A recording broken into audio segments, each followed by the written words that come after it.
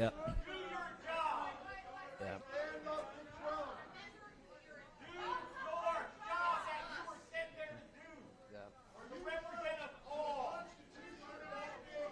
Thank you for that feedback. To be clear,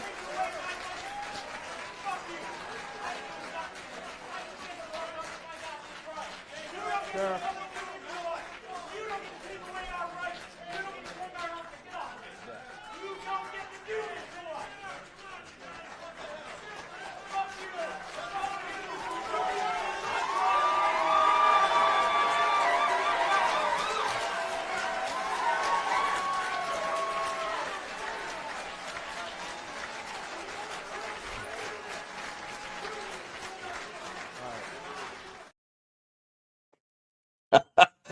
Oh, welcome. I am Fred Wellman, host of Online the VoteVets. You're in the right place. Thanks for joining us. Everyone's gathering as we go live. That was Jay Carey. He's a 20-year Army veteran out in North Carolina, visiting his representative, Chuck Edwards, at a town hall last week, where he gave him a piece of his mind. We have Jay with us to talk about it, as well as Karen Zier. We have got a great show. Look, there's a lot going on right now, and trying to keep up with the destruction, as we call it often here, is tough sometimes. I got to tell you, me and JJ, the producer, were talking earlier this week, and about Monday, I'd had enough, but we got to keep fighting. And we're seeing progress, but we're also seeing some really disheartening things. But what you do see is people like Jay stepping up to the plate, calling them out for the destruction they're wreaking on our government, on our veterans, on our national defense. And that's what we're here at VoteVets all about, right? We focus on veterans, military families, our soldiers, our service members, and of course, our national security. So we've got a great conversation to have. We're so glad to see you guys here for our Friday on the line live. It's so good to see you. So you know what? Let's get on the show.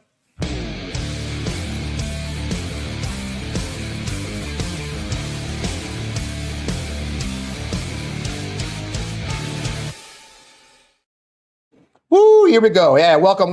Again, I am Fred Wellman, Lieutenant Colonel, retired from the United States Army. Forgot to put that in the book. Oh, well, it's Friday. We are so happy to have you here with VoteVets, our Friday show. It's great to see so many familiar faces. Man, what a crazy week, right? As we've seen the most incredible things, from erasing history on the website to multiple excuses for that, to attacks on our size of our DOD for no good reason. And we got the perfect guest to talk about. Let's start off with that. Let's bring him in right now. We've got Jay Carey, as I mentioned, 20-year Army veteran of the United States Army, lives in North Carolina, combat veteran, glutton for punishment, Desert Storm, Iraq, Afghanistan. He had hair when he started, I bet. It was dark, I'm sure, but here he is. And also Karen Zier, former Deputy Chief of Staff to Secretary of Defense Lloyd Austin, and now Senior Advisor of VoteVets. Welcome to the show, you guys. So good to see you here. Yeah, thanks. Thank you. Glad to have Jay. You had quite a time at Chuck Edwards Town Hall in Asheville. What drove you in that moment? I mean, obviously, a lot of people have seen that video clip, but I'd love to hear what was in your head as you were trying to explain yourself. Well, it started off with how he was patting himself on the back for all he's done for Western North Carolina and all he's done for the hurricane relief. My family, we lost everything in the hurricane: our home, all our personal good property and stuff like that. Our small business that we had, a little bounce house business. And he's talking about how great and how hard it's been, though. And meanwhile, he lives up on a hill in a mansion behind armed guards. Then he went on to the budget, and it's just. And what he's doing to him and his fellow Republicans, they're doing to gut our country, gut our Constitution, not just affect vets, but there is a great deal that he's doing to veterans, and especially with their health care. I had enough. I got pissed. I was done. Yeah. Done listening to him. Didn't want to hear no more. And just let him have it. Let him know what I thought. You did, and it was very clear, and we all saw it. And it's funny, I see the comments from people. Oh, why do you support government waste and abuse? They're not cutting government waste and abuse, are they, Carolyn? I mean, you've been out for 2 months since you left the Pentagon, and the insanity you're seeing as they make believe that there's some kind of a waste they're attacking. Are you kind of shocked or amazed how quickly they've made things go sideways? I am mostly surprised at how quickly they have tried to erase what is documented history of what happened at the Department of Defense. It's like a full-scale assault on reason. They're doing it under the auspices of, erasing and purging anything that says diversity, equity, inclusion from the department. Secretary Hegseth gave direction to get all of that off of all of the official readouts, memorials, videos, and the result of that was they ended up purging documented history and taking away from the general public knowledge of heroes, war heroes, Tuskegee Airmen, Navajo code talkers, women pilots from World War II. And maybe this doesn't seem like a huge deal, but those men and women served our country. They were willing to die for our country, and it's a terrible way to treat their memory. Some living service members and veterans who served in combat have come out with stories how their own stories have been erased. And they've got to get this under control. Yeah, I've seen a lot of those. I've seen friends who are especially female or women veterans, women pilots. A dear friend of mine, one of the first F-14 pilots, their stories have all kind of disappeared. I mean, Jay, you're a fellow vet. You know, we both served. We were retirees. We both did combat veterans. I think they think we're going to be fooled because you and I look like we do, that we're not going to have a problem with the idea of the highest ranking Black Medal of Honor recipient from Vietnam being labeled DEI and deleted. And that's not the case. Those of us who served, that's not how it works with us, is it? No. I tried to make clear to Secretary of the VA, Collins, when he visited our VA. You met him, didn't you? I sort of met him. Jay, you're on a roll this week, by the way. Tell that story, Jay. So I went to try to get a chance to talk to him. We weren't allowed in his conference or anything like that. There were handpicked people for him to speak to. I was just waiting in the hall, sitting there talking to another vet at my VA in Asheville. And he came walking along, and I stood up and I said, "Sir, can I ask you a question?" He stopped, and I said, "Hey, why are you taking away health benefits for trans vets?" He turned around and started walking away. He had a group of people around him. I never once saw him say hi to a vet either. I've never had that with other secretaries of the VA. He was walking away. I said, "Vets are vets. Doesn't matter how they identify or what their sexual orientation is. It makes no difference." He turned around. He's like, "Oh, we're not doing that." And I said, "Well, that's a lie. Next thing you're going to do is you're going to take away health care for Black vets, Latina vets. How about disabled vets? Maybe just take away the VA as a whole." And that's when I got surrounded by the police, and they escorted me out of the building. It was very nice. I'm on a roll, like you said. And, one thing I wanted to say about women in the military and what they've done, during Desert Storm, I was on a tank. I was in first cav. We were hitting an RD position, and we were taking heavy fire, and A-10 came in and pulled our ass out of it. You know what? My tank went into, it broke down trying to get out of there because all that damn sand and everything. But it could very well have been that A-10 pilot that I can't remember her name, but who, flew back an A-10 with basically, an engine and a stick. Yeah. Yep. And she could have very well been that person that came in and saved our ass. And I don't know if you may never have experienced it, but on the ground or in a vehicle, an A-10 is the best thing in the world to see. And we're taking that away, right? We're getting rid of it. We're getting rid of what trans vets have done. We're getting rid of what people of color have done. We're getting rid of everything. And, like my friend says, my friend Rig, U.S. Army Overlord over there, give him a little quick plug. He said, Black history is U.S. history, and you can't take that away. You could take it out of the books all you want. You could destroy the BLM Plaza, whatever you want to do, but it's always there. That's our history. And Black history, it's military history.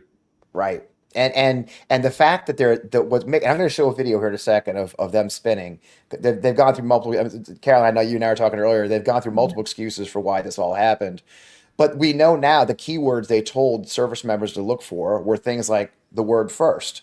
Okay, well, you can't tell me that you weren't trying to erase history when you said the word "first" was one of the things. And JJ, let's show the video of Sean Parnell's latest excuse. And Caroline, I think you're going to love this one the most, since you were a DoD civilian and oversaw a large swath of the people who dedicate their lives to our national security. JJ, show Sean Parnell spinning on Fox News. A lot of mission.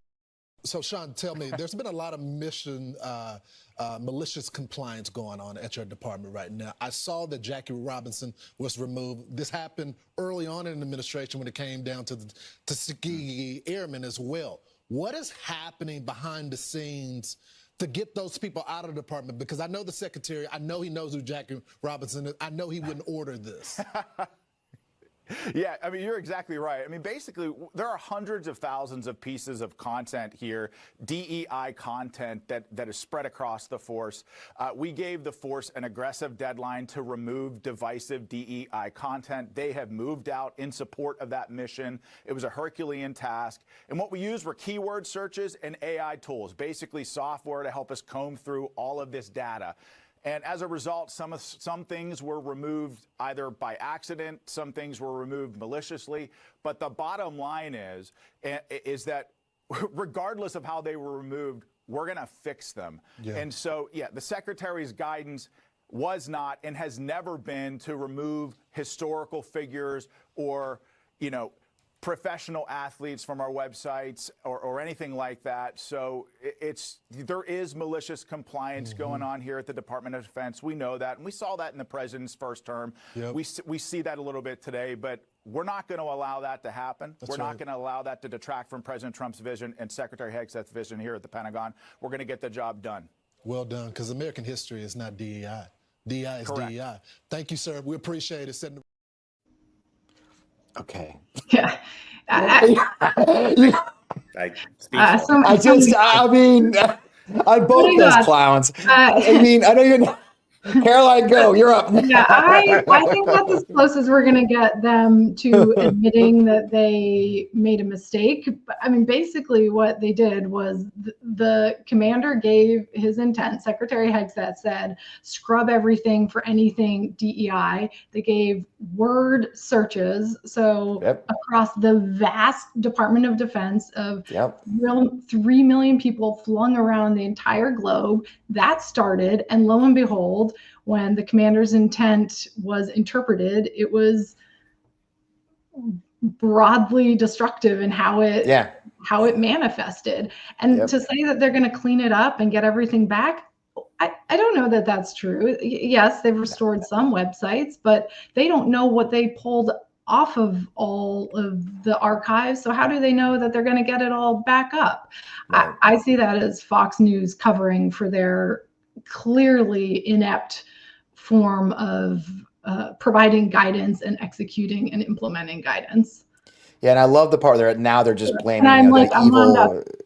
Yeah, I mean, they're so focused on efficiency and getting war fighters the tools they need and lethality, and this was a huge, massive waste of time that.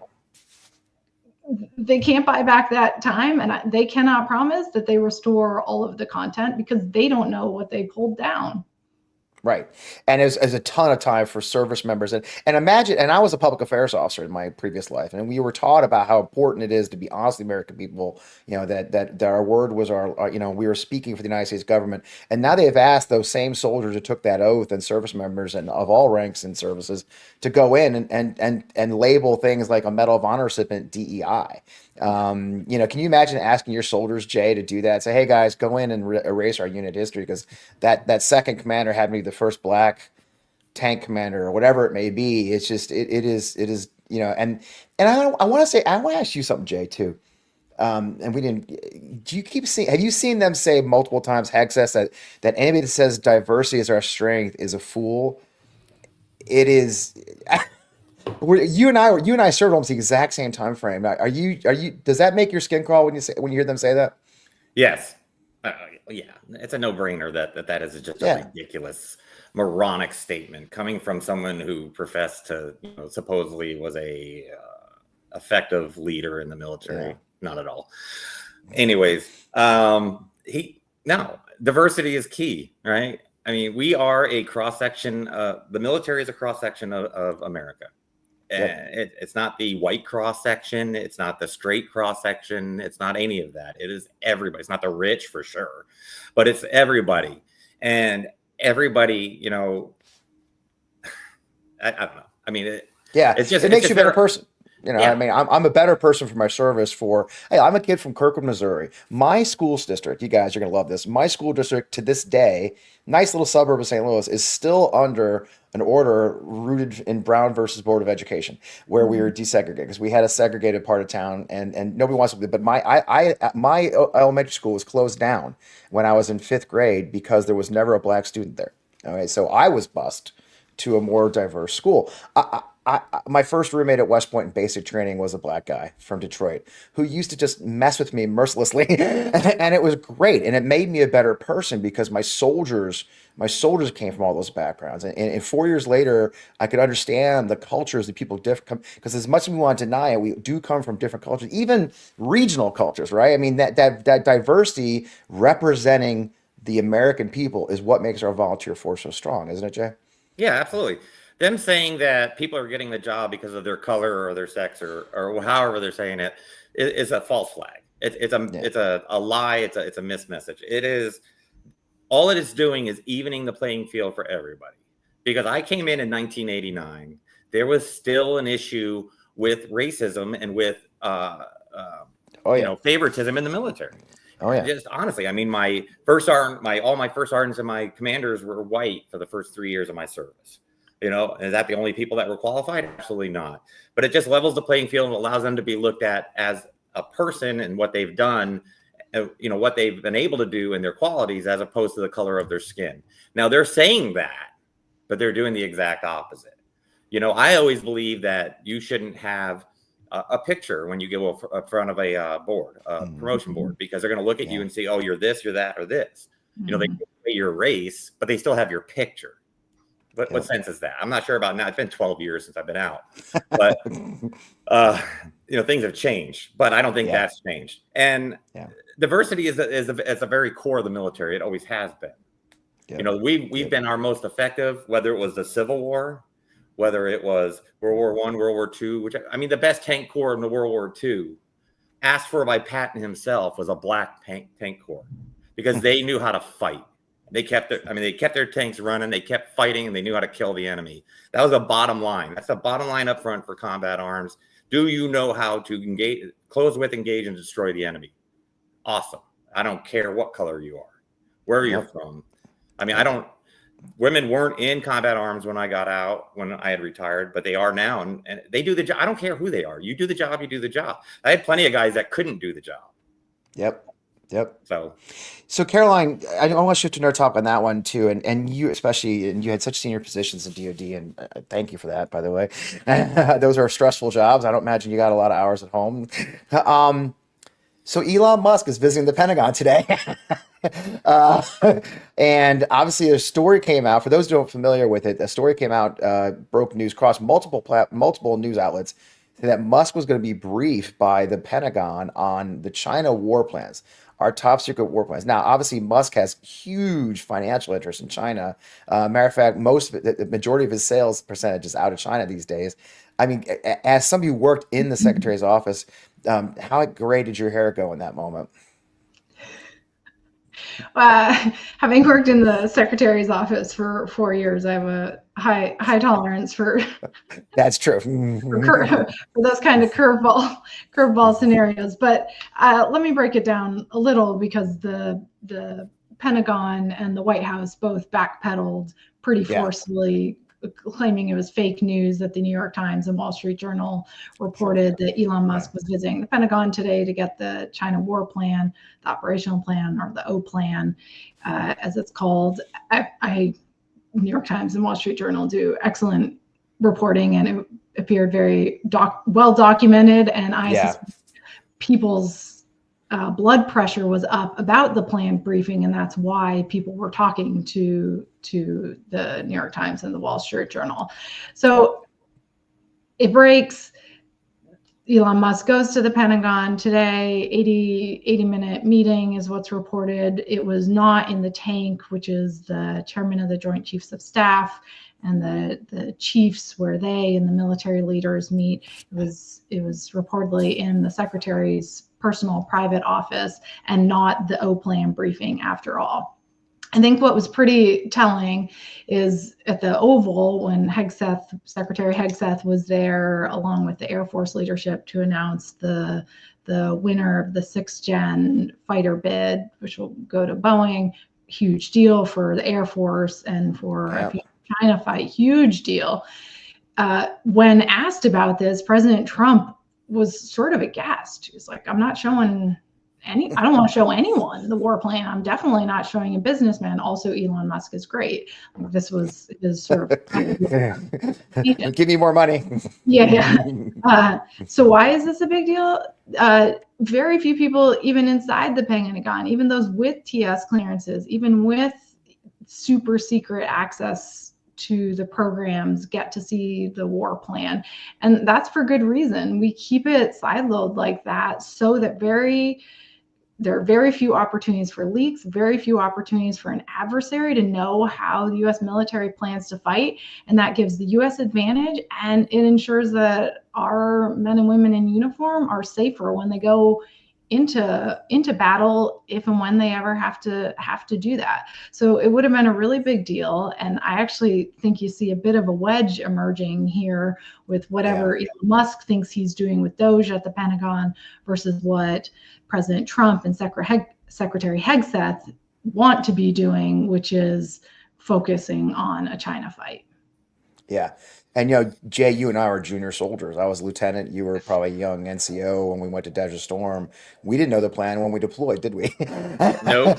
I mean, we knew we were going to park our asses in a certain place. And then about a day out, it was like, a day out that I got my orders. I think I was an aviator I was a scout helicopter pilot then doing the big left hook. But you're right. It's not something you share widely, is it? No. And I'll tell you, when I was in Afghanistan, I was I was an NCO, but I was the OIC of our battalion TOC. And everything got shut down when somebody outside of our military structure came in. Yeah. We shut everything down. We covered everything up. We don't want them to know what we have, what our abilities are, or what we're planning. And that was just at a battalion level. I mean, we're talking about a national level. No, I mean, you tell the soldier what he needs to know. You point him in the right direction, say, go that way, bang, bang, kill everything you see, kind of thing, all the enemy, and move out. That's it. I was actually just a PFC. I wasn't, oh, you're a baby. I was a baby. Yeah. It actually the ground war kicked off on my birthday. Oh God, you were a baby. I was senior to you. I was senior to you. That's right. And that goes to the next piece of that DOGE thing, though, Caroline. I mean, they've already announced shocking number of civilian cuts. They cut allegedly 20,000 already through the fork in the road memo. I mean, what bothers me, Caroline, and you were a planner, is even if you're in the business world, you decide what the efficiencies need to be made, what programs aren't effective anymore, and then you decide what to cut, and then people come from that, right? They just announced a number, and then they're going to figure out where to cut them, right? It is ass backwards, and is the way we put it, right? Isn't it? Yeah, I think what you're saying and the way it should be done is a troop to task. So you look at the tasks and you decide which troops you need to do that. And exactly. I've deliberately used troop, and in this case, I'm kind of broadly defining that as all of the key teammates in the Department of Defense, which are civilian and the service members. Secretary Hegseth has said he wants to cut, or will look to cut, 5 to 8% of the civilian workforce at the Department of Defense. That would amount to somewhere between 50 and 60,000 civilians. If you factor in the 21,000 who took the fork in the road ultimatum, which I should note, I strongly suspect those 21,000 were retirement eligible. So we didn't have many years of service left from them, but I bet we had some good service left. And people who are highly skilled and highly reemployable somewhere else. So it wasn't necessarily a segment of the population of civilians we wanted to lose. So if you need to find 30 or 40,000 more civilians, they've put a hiring freeze in place. They will look to attrit their way to that. But there's no way they can attrit their way to those numbers quickly. So what you're looking at is a reduction in force, or a RIF.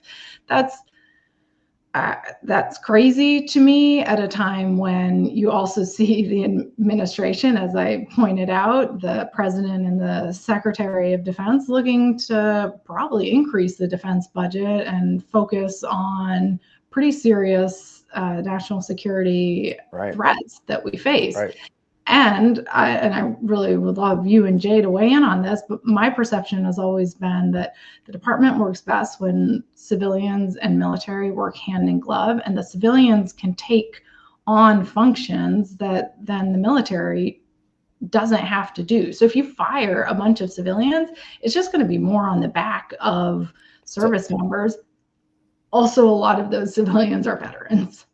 Yeah, and we're hearing reports already of even the ones that have left already, that service members having to step into it. I was reading some posts from I believe it was a Navy corpsman overseas, and because the civilians that had already been left, it was forcing the corpsmen to work 24-hour shifts because they didn't have any backup anymore. I mean, Yeah. Jay, you and I did, like we were talking in the pre-show, that you and I did live through that push to civilianize a lot, because when for those who don't remember, Jay and I are old soldiers, as you can see, and when I joined the Army, a lot of the duties on bases were done by service members in like secondary duties. Like the joke, remember there was a guy who gave out the balls at the gym. That was a running joke, right? And it was a true thing though when we were young soldiers, is that there really was, they would pull a non-commissioned officer or even commissioned officer out of their duties, leading troops in combat, to run shit like the gym, right, Jay? I mean, Yep. And that's what I think we have so many of our viewers who are amazing, and there's more joining in a minute. They don't understand how much civilians matter to the military, do they? I mean, and you saw it at the troop level, didn't you, Jay? Oh, absolutely. Because for those of us that can remember back to Desert Storm, post Desert Storm, they did a huge reduction in force. Yeah. Right. They cut the military very, very low, very close to the bone. So they brought in civilians to do those administrative jobs, those jobs that stayed back in home while troops deploy, so those troops can be better utilized. I mean, our troop strength, our combat strength is dependent on those military members, and we need those civilian members to backfill. And they did. And Fort Hood, I was on Fort Hood for about 15 years total, 13 years, something like that. West Fort Hood. But I mean, you want to talk about 100,000 soldiers, and we needed those soldiers to warfight. We needed those soldiers to do everything that we needed to support those combat arms. And as we know with Iraq and Afghanistan, everybody was combat arms. So it didn't really matter what your job was. And we needed civilians in the back because nothing would get done otherwise. There'd be no paperwork. I mean, I retired basically out of Afghanistan. If I didn't have civilians back there supporting me in the separation office back in Baumholder, so I got this. I did it in Germany too, which made it even more fun. It wouldn't have got done. I wouldn't have been able to retire. It would have kept me here longer. And there's hundreds of thousands of servicemen and women that service members that depend and have been able to utilize and get their job done because there are civilians back in the rear doing jobs that can be filled by them and not backfilled by military members. That was a huge part of our deployment cycle, right? When we deployed multiple units overseas during the longest war in American history, we had to have civilians that kept the bases running again. We couldn't have had soldiers doing that. And the Pentagon at your level, especially Caroline, that's it. I mean, the Pentagon is a civilian workforce for the most part. The people who keep our plans running, because look, as an officer especially, you have 2 years. Like your average job is a year, right? And so that's a lot of rotation. The memory of our service, the memory of DOD, the memory of national security falls on the civilians who are filling these roles for multiple years. So to just go willy-nilly cutting them is very dangerous, isn't it? Totally.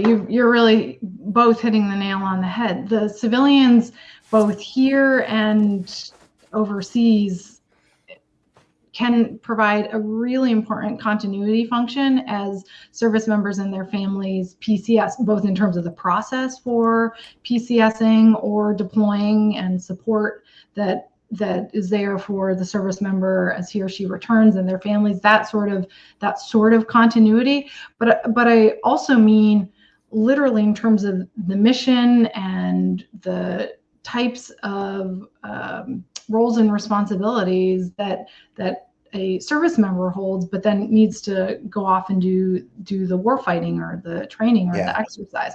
And here in the Pentagon, the civilians are providing a lot of oversight of the budget, oversight of contracting, legal oversight, so that everything the department is doing is on the right side of the law. Like, these are not small ancillary functions. They're really important to how the U.S. military operates. My sort of final plug for this is that there are things civilians do that have a more political flavor to them, and it's super important that we don't ask service members to do that, because the U.S. military is nonpartisan, and if you do things to politicize them, it's very hard to come back from that. So civilians are more appropriate to be writing and producing policy guidance that is politically sensitive. We've got to keep the service members out of that. That's not a place for the military.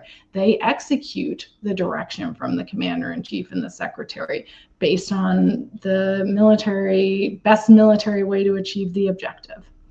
And one Have thing, you noticed? Go ahead, Jay. Yep, go ahead. one thing, Please continue. I did 3 years in operational test command, where we tested and we did end user tests, customer tests with combat vehicles, combat weapons, things like that. I was mainly on the Striker test. We were 95% civilian. Okay, that you would not be developing new weapon systems without civilians. Everything from a flashlight, a piece of uniform, to a new tank, plane, ship, whatever weapon system. We did all the way up. Like I said, we did, I was, an armor NCO, master gunner. So I was part of the weapon systems development for that Striker. All right. And things wouldn't happen. We would still, who knows what we'd be using if we didn't have that. We'd still have more Bradley tests going on, that horrific thing that happened. If any of you remember that. But no. you had civilians that remembered the Bradley test. Yes. Because they had been there that long, right? But that's the point, right? We had thousands of people involved in this testing, and you couldn't have thousands of soldiers doing this testing. This testing was being conducted and monitored by civilians. So people don't even think about that. There's so much more to the military than just its warfighting mission. Yeah. You have to develop and be able to conduct that warfighting mission by developing everything else it takes to do that. And I mean, it was an eye opener. I looked behind the curtain a little bit of acquisition, not something I wanted to ever do again, but it is a key. Civilians keep the military going. Without the civilian support, there is no military for the United States. And I think last topic we'll talk about too, and Caroline, you touched it, and I want to circle back what you said. It's estimated that 43 to 50% of the employees of the Department of Defense who are civilians at this point are veterans. We had, those of us who are veterans advocates, I've been doing this for, Jay, since I retired in 2010, I've been 15 years I've been doing this. We fought that battle in 2010 and 12 with a record veteran unemployment. One of the big roles we found was getting it easier for veterans to get positions in the government. And it's key to have them because they speak the language the day they arrive. They understand the mission statements.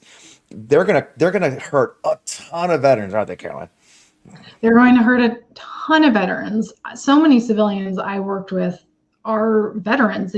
They are not in uniform, but they wanted to keep serving the country. And it was great for the country because they already know so much. Just because they're not going to be the trigger puller anymore doesn't mean they don't know a lot about trigger pulling. So we should do everything we can not to hamstring ourselves. I also, just to respond to some of the comments coming in, totally agree. A lot of civilians do a lot of teaching at the war colleges.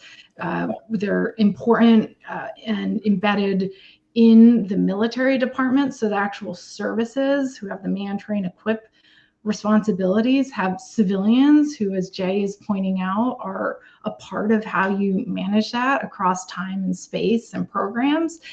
And I guess I would just finally, one of your viewers made the point, I didn't catch the name, that these clowns don't really want oversight. Totally agree with that, but they talk about wanting oversight. I mean, that's what they talk about DOGE being. So if you want oversight, you can't have it two ways. Let's push them on this. Let's talk about how, well, if you want oversight, you're going to need the civilians who actually know what they're doing. Otherwise, you're just going to cut the wrong things, which is their actual track record in DOGE. Yeah, and the thing that comes back, Jay said so well earlier too, is if the job won't go away. If these people retire or they're forced out, most of the duties will remain because they're not doing it that way. They're not saying, hey, this is an outdated weapon system. Let's just remove everything associated with that. Or, hey, this post is not needed anymore. We've been through that, Jay. We went through the downsizing of posts. I mean, I was supposed to move to Fort Ord, California, and that went away. And then so it is, but the duties still remain. And if what makes it so the disconnect so powerful for me is Hegseth and all his effing tattoos up there saying, I'm all about the warfighter, the warrior. We have to focus on the warriors and the war fighting. What's going to happen with this willy-nilly cutting is that same warfighter is now going to be responsible for the DFAT, the dining facilities, and the barracks maintenance, and the things, because the jobs don't go away, do they, Jay? We still have to run these posts. We still have to, man the Pentagon. That all they're doing. So not only are they not helping the warfighter, they're going to make it even harder for us, isn't it? Yeah, absolutely. You can see his inexperience, his lack of variance in his career by never having dealt with civilians or a civilian run agency within the military. He doesn't understand it. He just does not get it. There was a point I wanted to make and I totally lost it, but that's okay. It's okay. It's live TV, man. Yeah, I get it. We have brigades worth of equipment floating around on boats in the ocean. Yes, we do. It ain't sailors that are running that; it's civilians. Nope. Without them, those tanks, those Bradleys, everything that's out there, ready for the warfighter to fall on. That's how we can project ourselves so quickly. Tanks can be on the ground in 3 days. It's not because I'm flying a tank over in a C-10. It's because they're on a ship. They dock. They're on the ground. They've been maintained. It's maintained by civilians. The other thing I really want to make sure that we hit on, though, is what's happening with the VA. Yes. And what's happening to a completely civilian-run agency that benefits and provides services to those veterans that have served their country, and how they are wanting to just disembowel that whole system. I was thinking like they made more cuts to the VA faster than it took for me to make a battle roster for my company to assign 56 people to the tanks. They cut thousands of jobs faster than that. I put more thought into that than they did, and they're continuing to do that. They're talking about, they're interior designers and supply clerks. Now, I don't know about you, but the most important person in my unit was my supply guy. You don't piss him off. You take care of him every opportunity you get, because you're getting nothing if you don't take care of him. And facilities management. The guys who maintain 50, 70-year-old buildings because they're falling down, right? I had a guy wiping down chairs, right before Collins came through, and I'm like, this guy is necessary. Who else is going to do it? Everybody loves a dirty operating room. Absolutely. But they're wanting to gut these agencies without thinking about what these people are providing. They're using these talking points that are nonsense. They don't understand what they're doing. They have people that have never served making these decisions that are going to affect the very lives of veterans and their families. In my VA, he said 14 people were fired. It's at least 20. I've got people inside telling me these things. We had two executives or whatever they're called over at our mental health portion of our VA hospital quit because they are so overwhelmed with what's going on that they can't, for their own mental health and safety, they can't deal with it. That's what we're losing too. We're going to have people quit because they can't do the job. We're going to have people commit suicide because they lose the only form of support they have or the only job that they've had that they are trying to provide. And they're being forced out, pushed out, and treated like second-class citizens. And they're not allowed to do that to us. The messages I've been getting are gutting for me, man. I have so many friends who work in VA and DOD and other agencies sending me notes of the pressure they're under. A friend of mine yesterday, you'll appreciate this, Jay, she runs a mental health department at a VA hospital. They had a 24-hour tasker to evaluate all 60 positions in her department, 24 hours.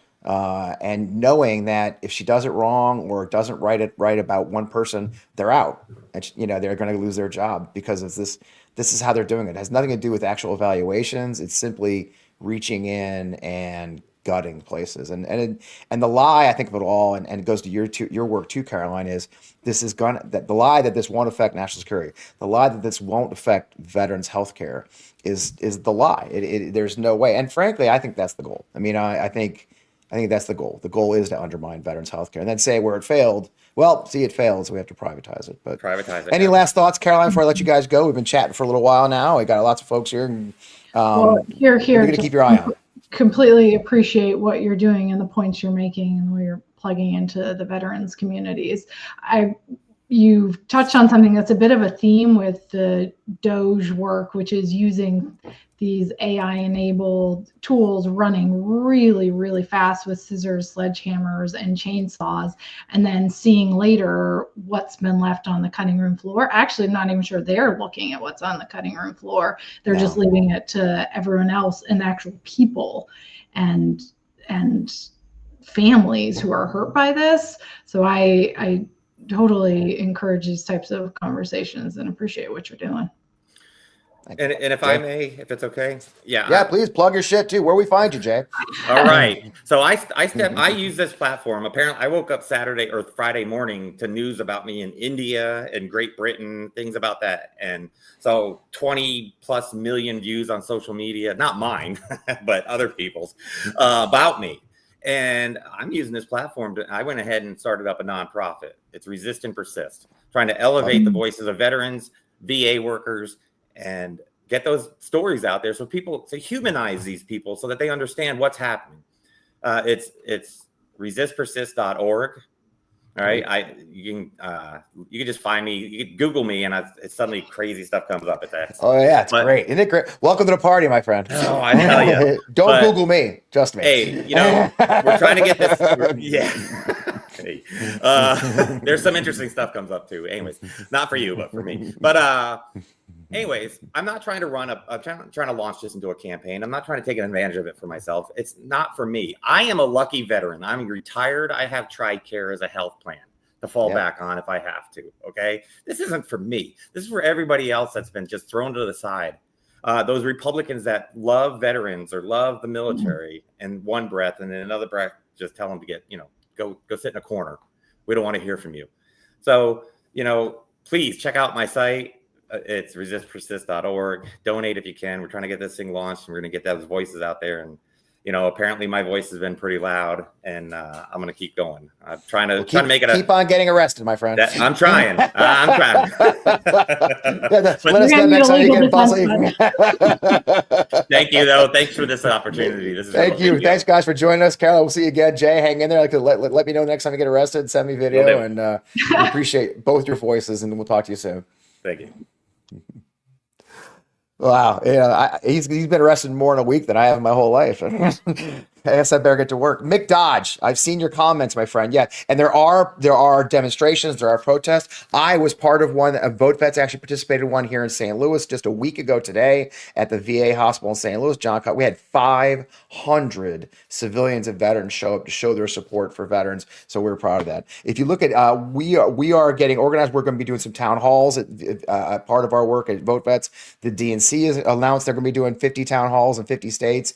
Indivisible.org is doing some. So if you go to Indivisible, they're organizing a protest. We've got our friends at the AFGE, the unions are starting to organize protests. So if you're looking for ways, if you truly do want to step into the fight, there are ways, Mick, and we'll keep you posted here on VoteVets. As you know, we just announced a big recruiting campaign. We're going to be recruiting candidates at all levels to run for office, veterans and national security experts to run for office at everywhere from city council to Congress. The action is real. Your anger is justified and real. And if we can harness that and put it to work, making a difference, that's what matters. I did want to address one of the things that's come up a couple times in the comments from the very start. And I appreciate I appreciate the anger and the frustration. Yes, according to exit polls, a lot of veterans voted for Trump. But when you run the numbers, and I did this number, okay? When you do the numbers, it's about 5 million veterans, or 4 or 5 million veterans voted for Trump. Because again, it's a percentage of the voting population, and not all over 30% of Americans didn't even vote. But when you look at the veteran population, folks, you're talking about 16 million men and women, and a large proportion of that is elderly. 70 and older. We're talking Korea and Vietnam veterans now. And we're losing Korean veterans like crazy right now. We're still losing World War II veterans. So when you talk about condemning veterans or even condemning veterans who voted for Trump, the one thing we consistently keep finding is that everybody had a different reason voting for who they voted for. I get that. At this point, I'm not going to differentiate. This is an attack on all veterans, and we can't differentiate and say, well, that guy should lose health care, but that guy shouldn't. I'm fighting, Jay is fighting, VoteVets is fighting for every single person who serves in uniform, every single person who served in uniform previously, and their families and the duty they uphold. And if we have to put aside this crazy partisanship to recognize that if we're going to save this country's democracy, I'm not going to just hope that some people suffer and others don't. Because you know what? We're all gonna suffer at some point. The VA has made vast improvements in the last 10 years, okay? The last 4 years under the Biden administration with the passage of the PACT Act, the largest expansion of veterans health care since Vietnam. Over 1.5 million veterans joined the VA rolls under the PACT Act. 780,000 got free cancer screenings. The Biden administration added 61,000 or more employees to help all those new veterans seeking health care. They have made vast improvements. Rolling that back to 2019, as the Trump administration wants to do, hurts all veterans. And when I think of it, I think of the men and women, especially a lot of men, sitting in retirement homes that the VA run. The retirement homes run by states in their 70s, 80s. And I'm telling you right now, Fred Wellman, am going to fight for them, and you should too. So set aside this whole FAFO,